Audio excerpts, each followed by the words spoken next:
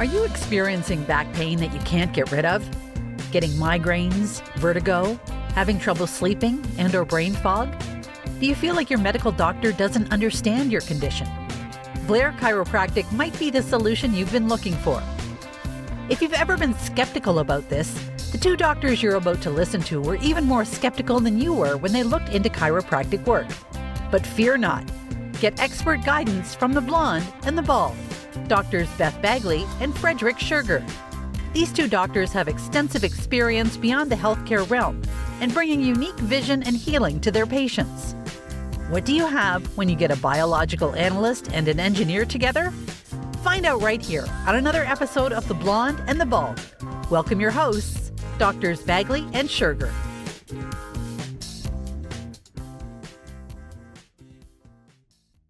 Welcome, folks, to The Blonde and the Bald. I'm Dr. Frederick Sugar. Dr. Bagley. I'm Dr. Beth Bagley. How are you doing, Dr. Sugar? How was your week? I am doing excellent. It was a great week. Lots of rain here in Springfield. Of course, this will come out probably end of June, Summer. but by that point in time, Springfield will be hot, and the only thing that will resemble rain will be the cicadas falling on us. We already had a cicada fall on my associate doctor, Dr. Thomas, almost. She was taking out the trash at the end of the day today, and the cicada almost dropped on her head, but she did not die. So all is well. Sometimes that's the only, there was a young lady, neighbor. Kids have a better ability to skate in our driveway, so we're okay with it. And she's skating around, and her knee is scraped, and I'm like, "Are you okay?" And she's like, "It hurts." I'm like, "Did you die though?" And she's like, "Did you die?" No. And quite honestly, that's a good place to start. It's like, how bad is it? All right, you're not dead. And now it's a good place to move on to and say, all right, what's the next thing I got to do to keep alive and be better? Yeah, be happy. and so often we're overwhelmed with the things that, life is overwhelming. Mm-hmm. But so far, everyone listening here has made it. You made it through all of the things that were hard before. Which is pretty impressive. It is pretty impressive. I mean, the fact that you exist right now on this planet at this very moment, listening to this podcast, is pretty darn impressive.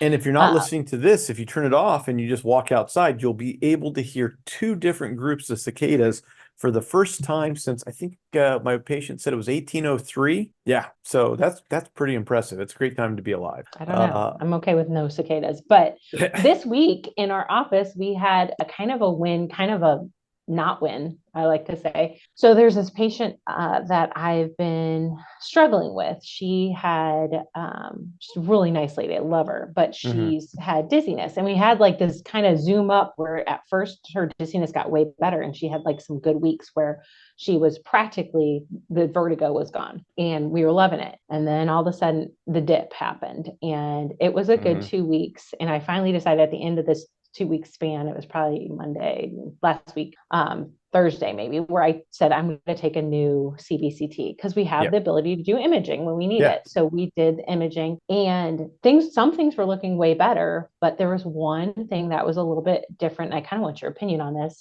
is C2 with the degeneration that she had and C1. Because of the degeneration, I believe there was a true subluxation between C1 and C2. Sure. Now, is that common? No, but I think it's possible. And I've maybe seen it one other time, but I did a non-Blair adjustment. It was a Blair-like adjustment to adjust C1 back on top of C2, and boom, restored. She's back out of the dizziness, back out of that stuff. So have you ever seen that before? I've got to say that in an ideal situation between C1 and C2, the way that joint is designed, it should be the equivocal of ice on ice as far as friction. I mean, it's designed to move. But you described a situation where that friction has probably been reduced to some amount because of a degenerative state between those two joints, which is also very uncommon. Uncommon to the point of being rare. So I think that's, that is a situation that is, I hope it doesn't become more common, but I definitely suggest, keeping an eye on that, and maybe it's just sort of putting it in the back of your head. It's like, hey, this is a potential problem, because we don't, generally I don't see that presentation. For folks who are in the know about the Blair work. We adjust our, and to clarify for those who aren't, we adjust the atlas relative to your skull, and then everything from number 2 on down, we adjust it relative to the bone beneath it. And this is one of those weird cases where the individual had something stuck between 1 and 2. Again, ice on ice, and it shouldn't stick. So it shouldn't happen. Yeah, yeah. In an ideal world, it should not happen. But we chiropractors are, and quite honestly, I know a lot of engineers who are like, oh, chiropractic, they just scoff at it. And then I just explain to them, you do realize that a good chiropractor is probably thinking like an engineer trying to say, all right, so why is this not working? We don't go to bed at night worrying about the patient that did well. We worry about that 10% that something is just not clicking, and how do we fix that? So that's the difference. And it's as we joke about the problem child and the trouble cases, which I would classify this as one. So definitely a curious situation. I hope she holds. And the hardest part about that is, and she was holding that. She wasn't showing signs of C1 or C2 misalignment today. Right. So that was good news. And the hardest part about that is, will you be able to reproduce it as well as this time in the future? Or is this like a one-off thing that needed to unlock it so that it can start healing itself a little bit? So yeah, and the way I wrote up the listing was I wrote like a paragraph on how I did the adjustment in her notes. Yes. Because it's like when we write what a listing is, for those of you listening that aren't familiar with this technique, is we write usually a couple letters and then a couple numbers. And what that is tells us what bone is misaligned, what directions are misaligned, and then what are the angles of the joints involved that need to be adjusted. So on this one, it was beyond what our system will dictate. Right. So I wrote a whole bunch of words. Exactly. Because even though we have 6 to 9 letters that tell every Blair doctor what we did, you have to understand that 6 to 9 letter phrase required hours upon hours upon hours of seminars to master what those six to 9 letters represent. So we've got it down to a shorthand. And as some people have suggested, when somebody saw Dr. Palmer adjust, and it was just so amazing, made the comment to him, I would give my life to adjust like you did. And Dr. Palmer's response was, I did. So any case, we can make it simple, but sometimes when it's something outside and we're trying to figure out how to work it, we definitely need to take extra notes. I'd like to compare those notes at some point in time, because my problem child, oh my goodness, the things I have tried on her, and when I get her to hold, where's some wood? Because I'm going to need to hear some wood. When I get her to hold, she can be, months before she needs to come on in, before she's having problems. But then I talk about her, or then I think about her. I'm like, I wonder how she's doing. And every now and then did it again. Or she'll send me a text and she's like, hey doc, I'm just checking in, I'm doing good. And like 3 days later, probably Monday, she'll be in. You did it. You pulled her in.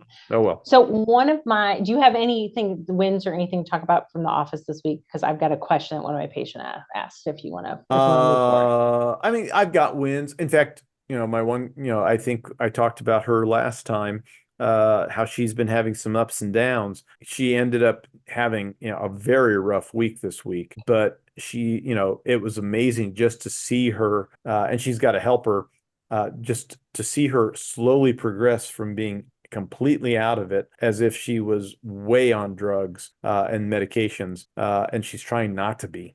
With some of the stuff she's got going on, to all of that, all of a sudden, like being super alert and aware of her situation. So I'm always amazed by that. I just wish we could keep her on that high level as long as possible. So we're getting there.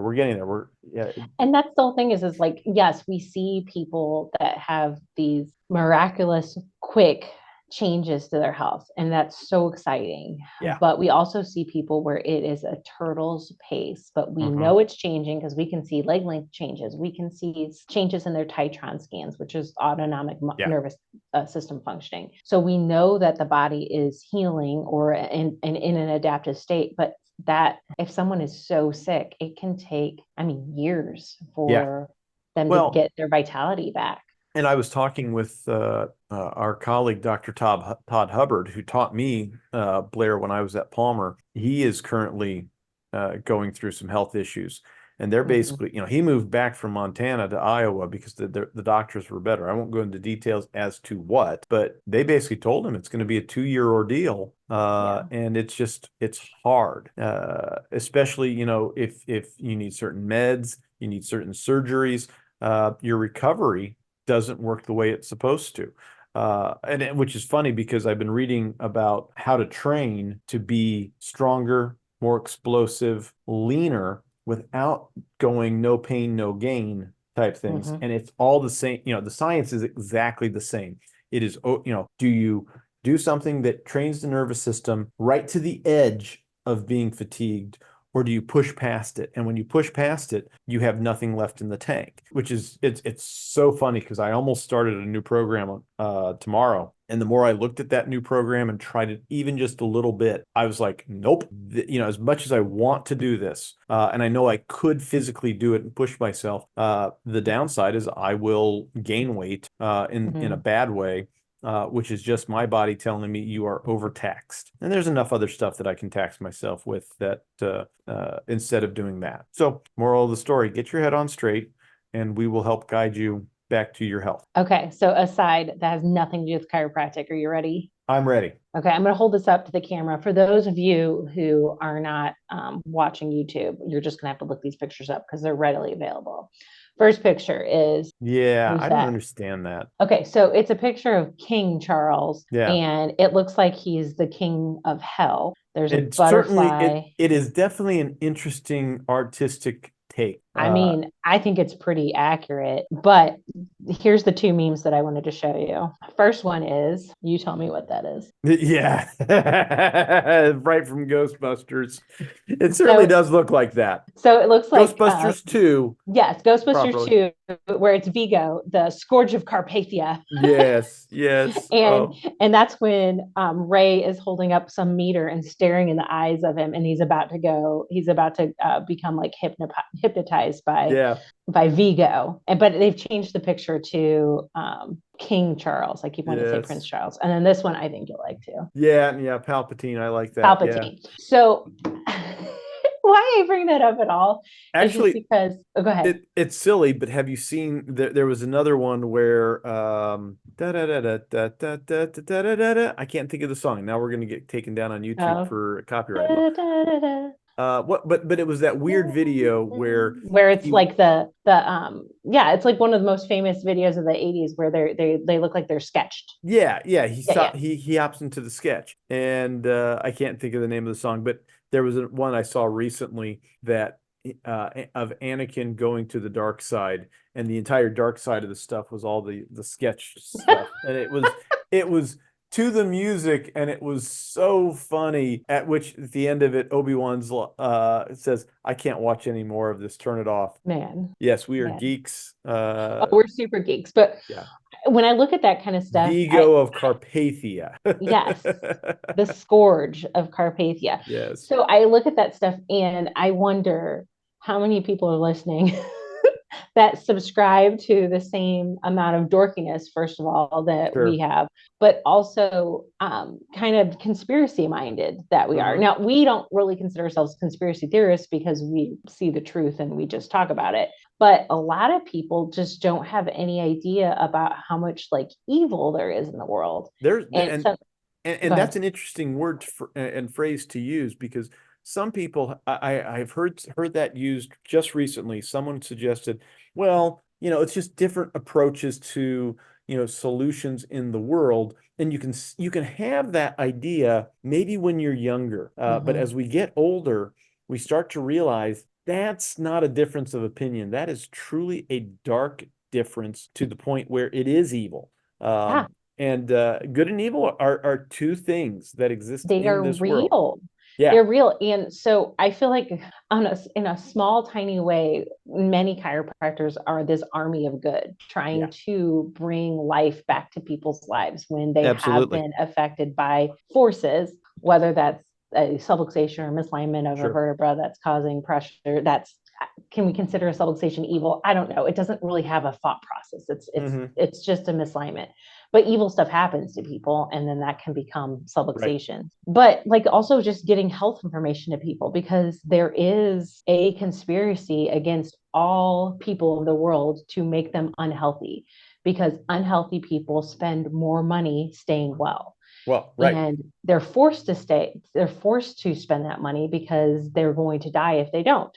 Right. And to the point, go ahead. To the point of being a, quote unquote conspiracy theorist, we can go back and look at C19 and ask the question, hey, was that made in a wet market, or was it in the lab that lives right there across the street from said wet market, that was then propagated and subcontracted out from EcoHealth Alliance, that just, as of this recording this week, they lost their HHS clearance, and they will never be they'll never get a grant from Health and Human Services ever again. I mean, that's like a death knell for the company. But they'll just change the name and change. Well, I mean, like, and that's the whole thing. I think it has to follow all the doctors that are in that company, that they can never be allowed to work in that capacity ever again, because I think that's the bigger problem. Well, and also when our own country and other countries, but our own country is doing research to make a virus scarier, make it hurt people more, make it pass from people more to how the question is, how can we make this virus worse? Right. And they can, and they have, and they did. And they're trying to do it with H5N1. It escaped. Yeah, they're trying to do the same thing with H5N1 right now. So what I saw on the news was, get your COVID booster, get your mRNA booster. Hold on a second. If that's what they're trying to tell you right now, I'm going to go put my head over here on the desk and hit it several times. You should, because it's going to solve the problem of H1N1 if you get the other one. H5N1. Whatever. I don't even care. It's the next super bug that's going to kill everyone. And seriously, we need, and the so sad thing is some people will never stop wearing masks. I have 3 patients left that still wear masks in the office, and they were probably forever. And they're the dirtiest, oldest mask. I mean, they're probably making themselves sick. So these masks are so old and gross and reused hundreds of times. And there is the fear that was put into people was disgusting. Absolutely. But also, I just hope people listening to this can differentiate between what we should truly be afraid of, which is cicadas, 100% cicadas, or no, but like, what should we be afraid of? Well, we should be afraid of, allowing ourselves to continuing to eat the standard American diet. Yeah. Or to sit professionally, meaning like your whole job is sitting all day. These are the things that will cause chronic diseases. Smoking, right? Obviously, everyone knows about smoking. What about vaping? Yeah, vaping's probably not that great either. Right. But smoking weed, it's legal. Well, don't smoke weed, because you don't want to you don't want to inhale stuff into your lungs it's not healthy. It just isn't. And I heard somebody basically saying today that the phrase was, alcohol is poison, but marijuana is medicine. And quite honestly, I was surprised by the individual who said that, because he should know better that the dose makes the poison. And absolutely. And there will be evidence. There is evidence that, are there some people who can benefit from marijuana? I'm not, 100%. I think so. There absolutely. are. But how many people, his comment was, I am more creative when I am on weed. And I've heard that from many, many people who are alcoholics. I think people think they're more creative when they're on weed. And quite honestly, he's, I wouldn't be surprised that it sort of calms his anxiety down. Maybe. Because that's sort of his personality. And like we've talked in previous episodes, if you're in fight or flight, your creativity is going to be low. You can't write a song and run from a bear at the same time. Right. So I can see how that would be helpful for somebody with anxiety. Exactly. But also the dose, you don't need to be high. You absolutely don't need to have that much. You could also look at the way you take it if you take it again by smoking it, yes, you're going to get the high faster. I agree, but you won't control the dose very well. You have no idea like how much you're absorbing. Also, you are inhaling smoke into your lungs. Like if you stood by a campfire and inhaled the smoke coming off the campfire, that doesn't feel good in your lungs. Right. Your Right. lungs are telling you, your body's telling you, when people cough after they smoke weed, your body's saying, stop. Yeah, exactly. Don't put that in me. And this also goes to, some of these supplements that have become popular in recent times. Shilajit is all over the place. It's What like, is that? I don't even know that. it's like this black resiny tarry substance that's supposed to make everything work better. Dude, I need that. Right, right, because you just want everything to work better. Yeah, let's do And it. yet I've had I think I've had 3 or 4 different brands that I've tried. One that I think that I liked that seemed to work better than the How do others. you take the I just resin? I just sort of get the resin out of the thing and I put it in my coffee.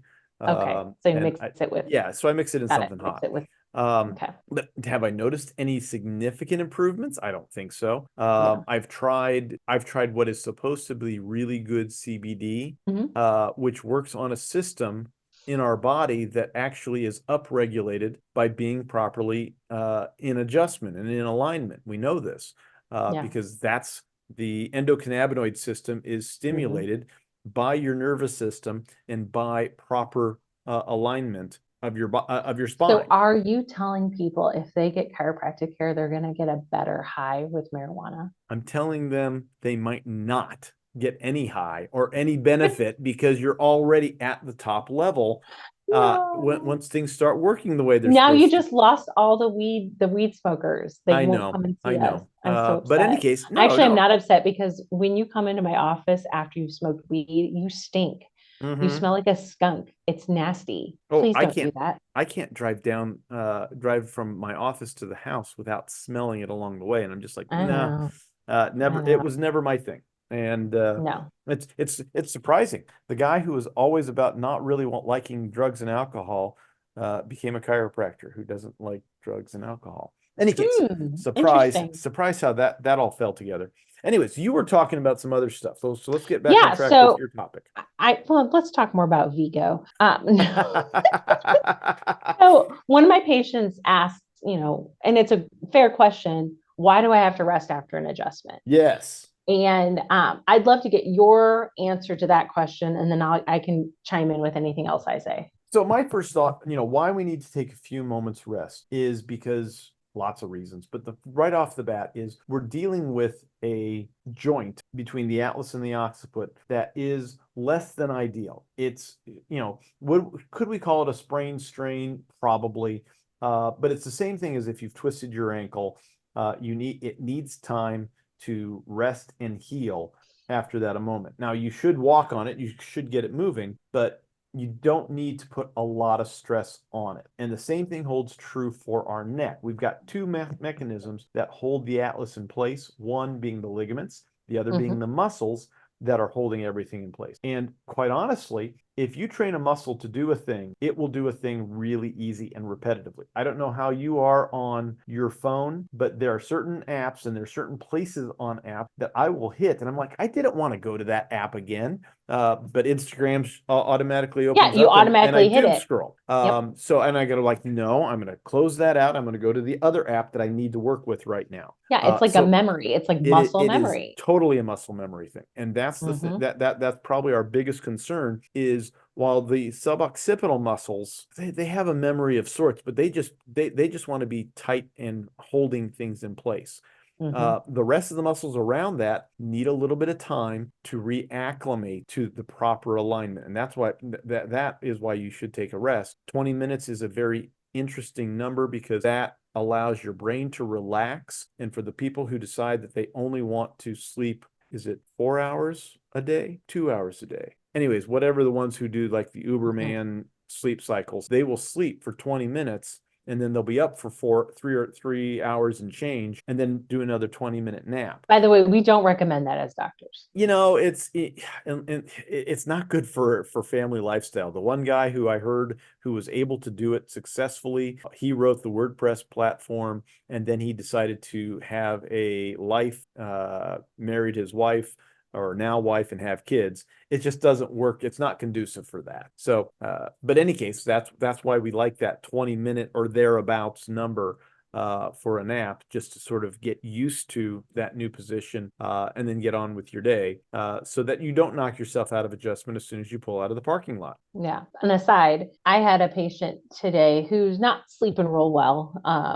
She does sleep better when she gets adjusted, but sometimes in between appointment, there's sometimes when she's not sleeping well. Right. And I told her that stop looking at a nap during the day as a sign of weakness, because a lot of us look at it as sign of weakness, and I don't see it that way. I don't typically take naps, but I don't look at them as like I can't take, I don't want to take it because it's a weak thing. Right. It's, to me, a nap is kind of a reset. Now, I do think people should set a timer so that they don't oversleep during a nap, because then the next night's sleep can be problematic. Do you have any problem with people taking naps? And what do you think the ideal amount of time for just a normal nap would be? Again, I like this 20-minute mark is just about right, because a 20-minute nap will not get you into a deep sleep, but it will sort of just give your time, your body a break. Now, I'll set my timer for 27 minutes, and oftentimes I'll wake up just a little bit before, or I won't fall asleep immediately, but then I get my full, about 5 to 7 minutes just to get into that nap and then wake up. So yeah, I agree. About a 20 to 30-minute nap is my ideal nap. Yeah, because I don't want to do longer than that. It makes me groggy. Our sleep cycles are really 90-minute chunks, and you start getting into that 90-minute chunk, and now you really need to, keep on going. If you've ever woken up in the middle of the night and you looked at your watch and it's like, I've got 3 more hours of sleep, it gets interrupted because like I said, I look at the 90. If you've got 3 more hours, you're going to be good. But if you have 2 hours, now you really should say, do I get up and walk around for about 30 minutes and then go back to bed? Or do I plan for only 90 more minutes of sleep and then get up? Because either way, if you try to do the full 2 hours, you'll probably feel more groggy. Because if your alarm wakes you up in 2 hours. Right. Because your body is going to feel like it's like, oh, I had time to go deep and then do another 90-minute cycle opposed to 2 hours. So that's why this is why when you start looking at what the normal sleep cycles are, 90 minutes seems to be the spot. This is why it's when you think about what are ideal sleep times, a lot of people do well with 6 hours. Jason does. And the next person is probably going to do really well at 7.5 hours. That's exactly me. Right. 7.5 hours is my ideal sleep. Right. Jason is 6. And the difference between 6 and 7.5 is a 90 minutes. So it's, again, these 90-minute windows. And once you understand that that's probably what your cycle needs to be, I mean, then after 7.5 is 9. And once you understand, and I think that's too much. Well, it depends. Like for the girls right now, no, the teenagers need 9. Absolutely. They might actually go 10.5. They could. But then they could also just, and they could do that, through the day, while the rest of us are like, no, it's supposed to, you're going to need. I was talking about sleep. I'm getting tired. I know. We gotta move on to a different topic. But in any case, that's why the rest is so important. You get just enough of a neurological reset at 20 to 30 minutes that you're rested and you're ready to go again. I think the other one, the other part of that 20-minute rest that's really interesting. Oh, let me remember. It's why coffee naps work. Adenosine. I don't want to say, yes, adenosine sort of connects to these receptors that caffeine will also hit to. And that allows you to, it sort of makes you tired. And as you take a nap, that gets cleared out of said receptors where caffeine would come back in. So again, a lot of people will drink a cup of coffee, lay down for 20 to 30 minutes, and then back up, and they're like, I'm refreshed, I'm ready to go. So this is why the concept of the coffee nap works so well. Nice. Again, we're kind of going down a rabbit hole here, which is totally fine.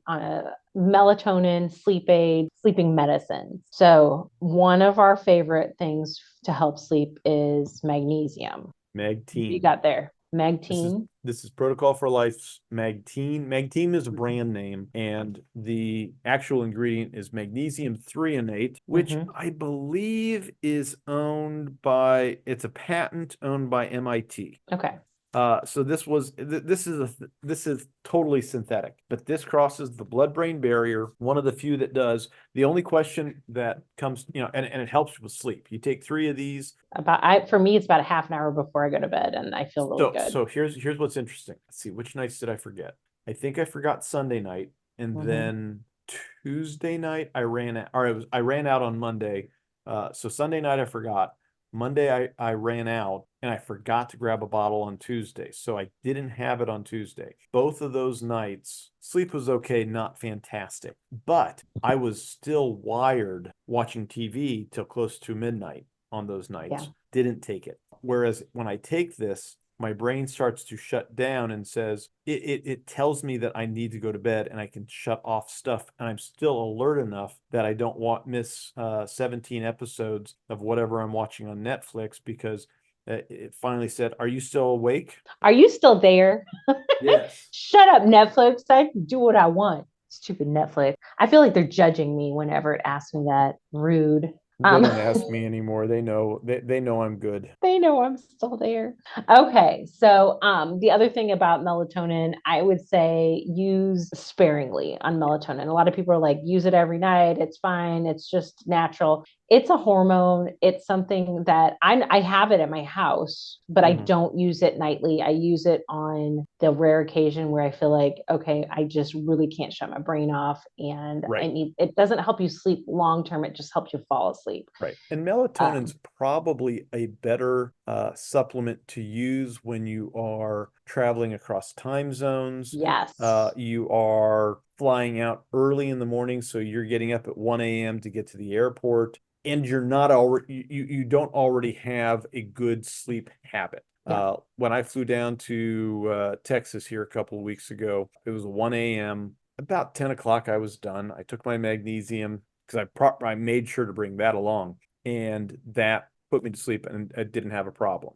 Whereas if I don't know if I would take melatonin now. I really don't have a problem. I've never had a problem sleeping as I jump time zones. I have more problems waking up, and my brain really doesn't like time zones or daylight savings time. Don't get me started on daylight savings time. Yeah. Okay, so in general, though, I would if somebody's really having a rough time with and they went to their medical doctor and they're like, hey, I've got this cool drug that you can take.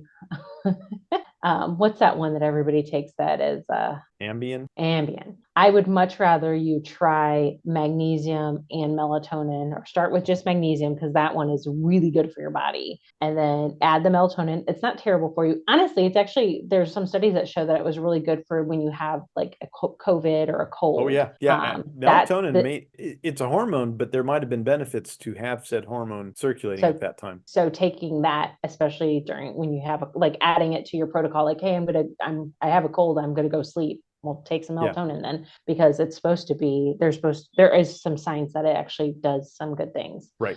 And we have but I would rather, go ahead. We have to remember that the entire reason you don't talk about Fight Club is because he couldn't get sleep meds. He needed real natural sleep. Man, I haven't seen that movie in a long time. It's a good movie. We're on movie roll today. Makes me want to buy some soap. I bet it was really good soap. And so in general, I would say, again, we're not your doctors, or maybe we are, but ask us personally, talk to your doctor. But my rule of thumb would be go with the more natural things before you go into the atomic bomb of Ambien, because you might learn that you sleepwalk, and that's scary.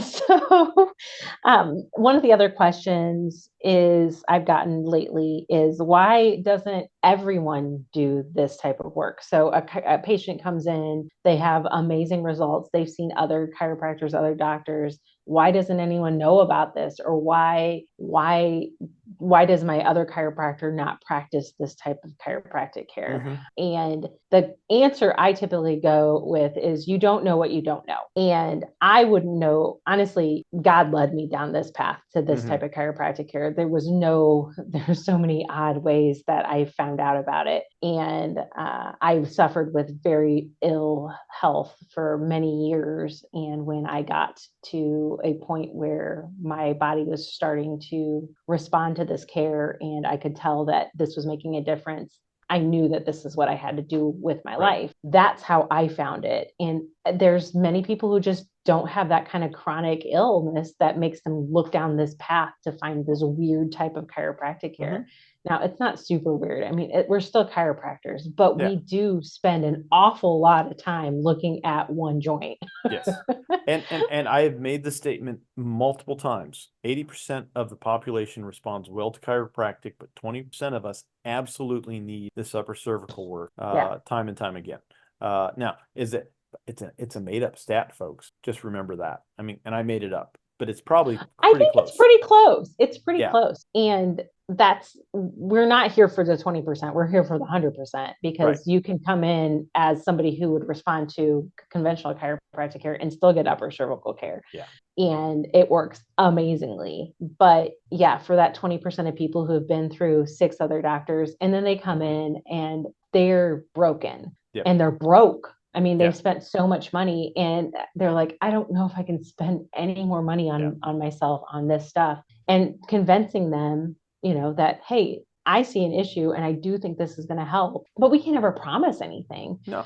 But it's very rare that we see someone not respond to care. And it breaks my heart when it happens, but I can probably count on one hand in a year's time how many people, and most of them quit too soon, and I get it. But there are some that truly just, this wasn't the right technique for them or whatever. But and again, we don't make promises, but the reason you haven't seen this is, first of all, we're trying to get the word out. We're doing this podcast. I do videos on TikTok. I do videos on Instagram. I work with another group of doctors that are putting out videos too. And we're trying to get the word out, and the word is getting out, but we need people like you listening that can say, hey, I heard about this different thing and share. Migraines might be caused by this. You've got to do the research. And when you start doing the research, you go down the rabbit hole, or they do. And boom, they end up right in this office. And, 4 years later, they could be the next doctor if they've got the prereqs done. So yeah, that's my answer to that. Do you have any other things to add of why more chiropractors don't do this work? There's a lot of it is we have maybe, let me think, 1, 2, 3, 4 or 5 schools that actually teach this as part of their curriculum. Whereas there's probably not quite 20 schools across the country that don't. So out of 20 schools, maybe a quarter of them teach this work.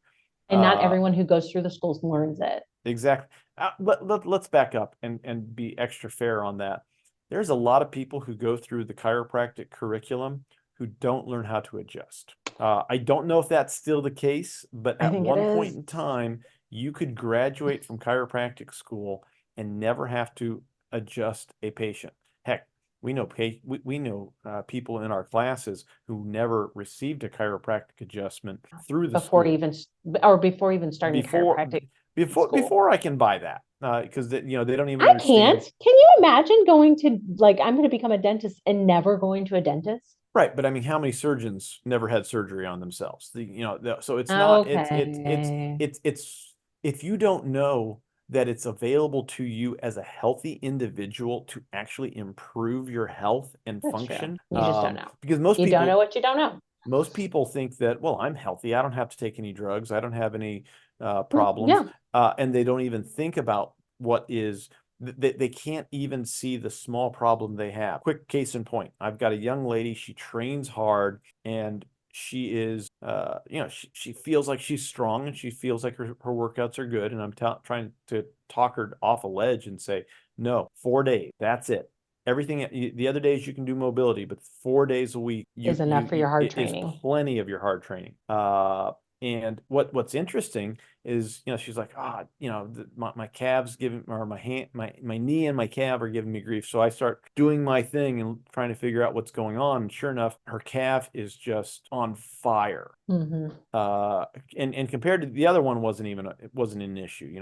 I'm just doing some light trigger point work, and she's like, ow, a lot. And then I have her turn over, and all I do is see how strong her ankle strength is, and it's really her tibialis anterior strength. For those of you who know your knees over toes stuff, it's the tib. That's what the tib bar is for. She has great strength. Honestly, folks, if you want to try this with your loved ones, friends at home, sit so that your leg is fully supported. Have pull your toe towards your head and have somebody try to pull the toe down.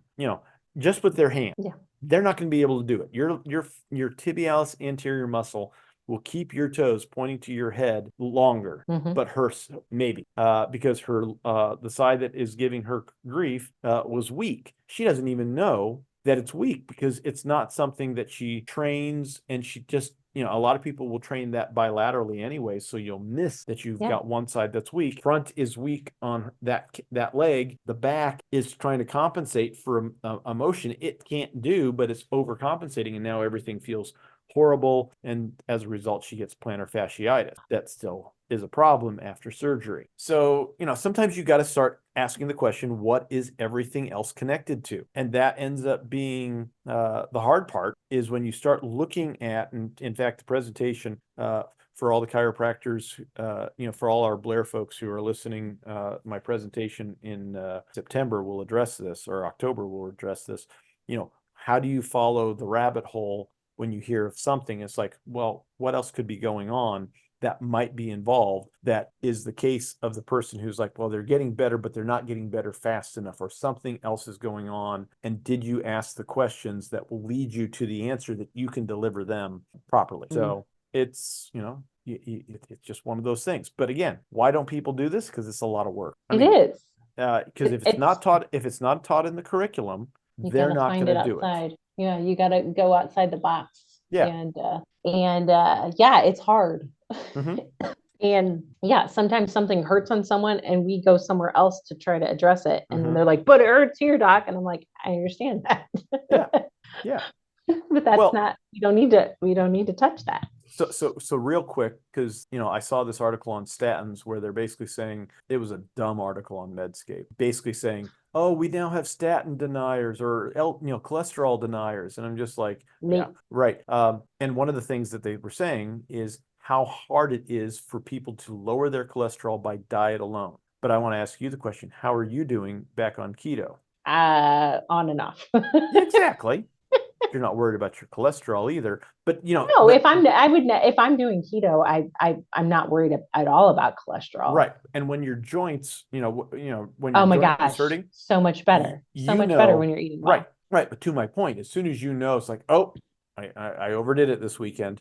Yeah. You can get back Mother's on Day. it because, folks, this was just after Mother's Day, by the way, and it's easy to fall off, but you knew Monday morning you're going to be back on it and focusing on eating more protein and doing all the things. And when people don't explain to you that there's a certain way and protocol to do this, they're going to fail. And it's the same problem with med school. When the med school folks say, well, you really can't do it with diet because they don't have the tools to help you do it right. Yeah. And they don't. And to be successful. And they already have the mentality is it's impossible. You can't do it you can't do it. And we see it all the time. People do it. And again, I don't find cholesterol to be much of an issue. It's like, we don't want crazy high cholesterol, but honestly, what cholesterol is telling me is that your inflammation's high. So I'm not going to. Depending upon the marker, because, what was the latest study that came out that basically says if your cholesterol number is under 200, your mortality rates are actually higher. So maybe we went the wrong direction. Maybe we overcorrected and didn't ask the right questions as to what is going on. But in any case, I think we've covered that in a previous podcast. So if anybody wants to look that up, we have a statin podcast. I think the statin podcast will come out. Oh, it hasn't come out yet? No, I think it comes out maybe it came out today. Okay, case, so you'll have by the time this comes out, statins will be out. Listen to the statin podcast. That one, I'll tell you what, I had fun with that one. That one was great. Yeah. I think we've covered a lot. We didn't get through exactly one. I think we'll do that maybe next week or the week after. We're going to talk to AI and see what AI has to say about some of these common health questions. And then we will decide if AI is smarter than us. Yes, probably, probably not. Probably not. They'll come up with interesting answers.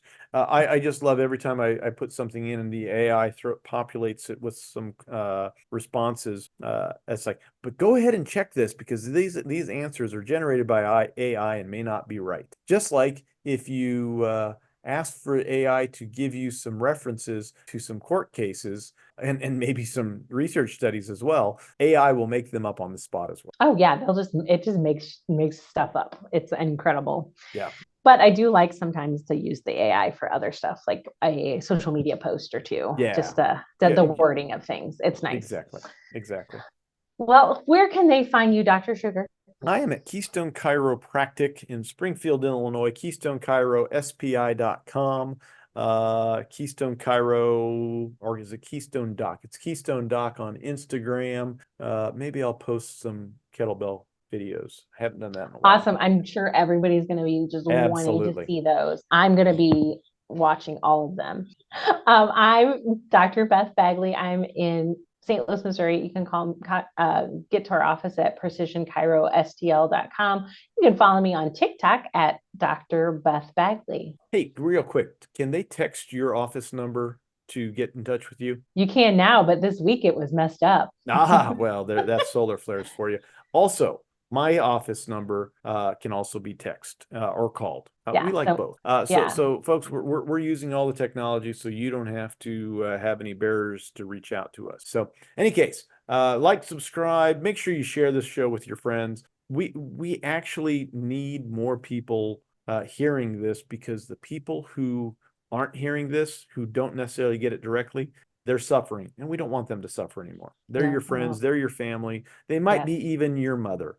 And you always want to make sure mom's doing great. Got to take care of mom. And mom was right. Get your head on straight. That's right. That's what we help with. Absolutely. Okay. Have a good week, everyone. Bye, everyone.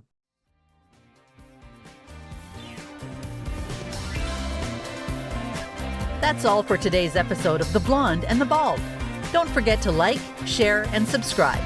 If you enjoyed today's show with Drs. Bagley and Sugar, remember, don't give up and just live with the pain. Come back next week and get more answers and solutions. Visit our websites at KeystoneChiroSPI.com and PrecisionChiropracticSTL.com for more info, and catch all the episodes of The Blonde and the Bald.